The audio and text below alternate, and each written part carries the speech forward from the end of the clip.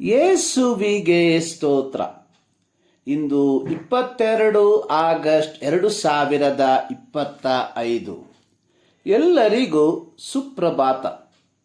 ಈ ದಿನದ ಧ್ಯಾನ ಭಾಗ ಪೌಲನು ಕೊಲೊಸೆಯವರಿಗೆ ಬರೆದ ಪತ್ರಿಕೆ 3ನೇ ಅಧ್ಯಾಯದ 7ನೇ ವಾಕ್ಯ.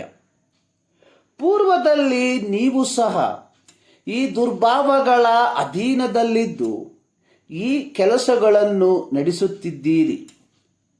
ಪಾಪವು ಅಥವಾ ಪಾಪ ಸ್ವಭಾವವು ಪ್ರತಿ ದೇವರ ಮಕ್ಕಳ ಇಂದಿನ ಜೀವಿತದ ಭಾಗವಾಗಿತ್ತು.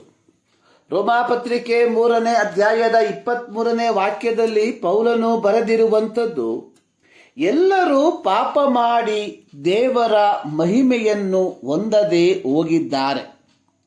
ಕೀರ್ತನೆ 51 ಅದರ 5ನೇ ವಾಕ್ಯದಲ್ಲಿ ದಾವೀದನು ಬರೆದಿರುವಂಥದ್ದು, ಹುಟ್ಟಂದಿನಿಂದ ನಾನು ಪಾಪಿಯೇ, ಮಾತೃಗರ್ಭವನ್ನು ಹೊಂದಿದ ದಿನದಿಂದ ದ್ರೋಹಿಯೇ.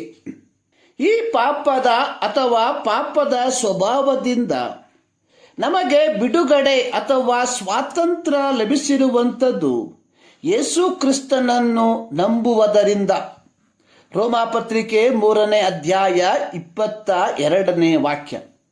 ಪೌಲನು ಪಿಸಿದ್ಯದ ಅಂತಿಯೋಕ್ಯದಲ್ಲಿ ಯಹೂದ್ಯರ ಸಭಾಮಂದಿರದಲ್ಲಿ ಬೋಧಿಸುತ್ತಿರುವಾಗ ಹೇಳಿರುವಂಥದ್ದು, ಮೋಶೆಯ ಧರ್ಮಶಾಸ್ತ್ರದ ಮೂಲಕ ನೀವು ಬಿಡುಗಡೆ ಹೊಂದಲಾಗದ ಎಲ್ಲ ಪಾಪಗಳಿಂದ ನಂಬುವವರೆಲ್ಲರೂ ಕ್ರಿಸ್ತ ಯೇಸುವಿನ ಮೂಲಕವಾಗಿ ಬಿಡುಗಡೆ ಹೊಂದಿ ನೀತಿವಂತರೆನಿಸಿಕೊಳ್ಳುತ್ತಾರೆ.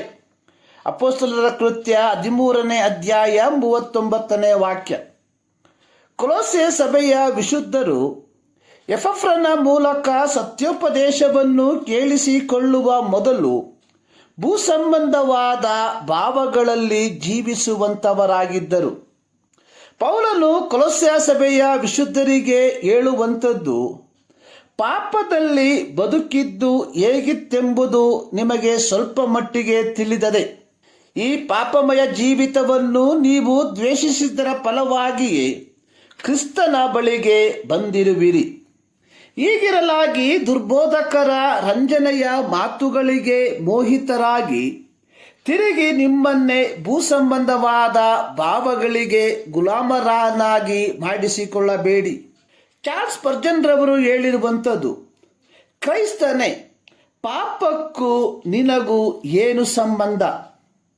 ಇದಕ್ಕಾಗಿ ನೀನು ಈಗಾಗಲೇ ಭಾರಿ ಬೆಲೆಯನ್ನು ತೆರಲಿಲ್ಲವೇ ಅಥವಾ ಕೊಡಲಿಲ್ಲವೇ? ಬೆಂಕಿಯಲ್ಲಿ ಸುಡಿಸಿಕೊಂಡಿರುವ ಮಗು ಮತ್ತೆ ಬೆಂಕಿಯೊಂದಿಗೆ ಆಟವಾಡುತ್ತದೆಯೇ?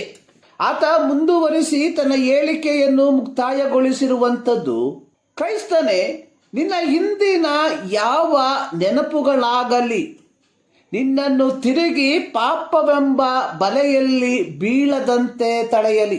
ಪ್ರಿಯರೇ, ಕ್ರೈಸ್ತ ಕುಟುಂಬದಲ್ಲಿ ಹುಟ್ಟಿ ಬೆಳೆದಿರುವ ನಾವುಗಳು, ಕ್ರೈಸ್ತತ್ವದ ಬಾಲಪಾಠಗಳನ್ನು ಕಲಿತಿರುವಂತಹ ನಾವುಗಳು ನಮ್ಮ ದೈನಂದಿನ ಜೀವಿತದಲ್ಲಿ ಯಥಾರ್ಥವಾಗಿ ಪಾಪಕ್ಕೆ ವಿಮುಖರಾಗಿ ನಡೆಯುತ್ತಿದ್ದೇವ.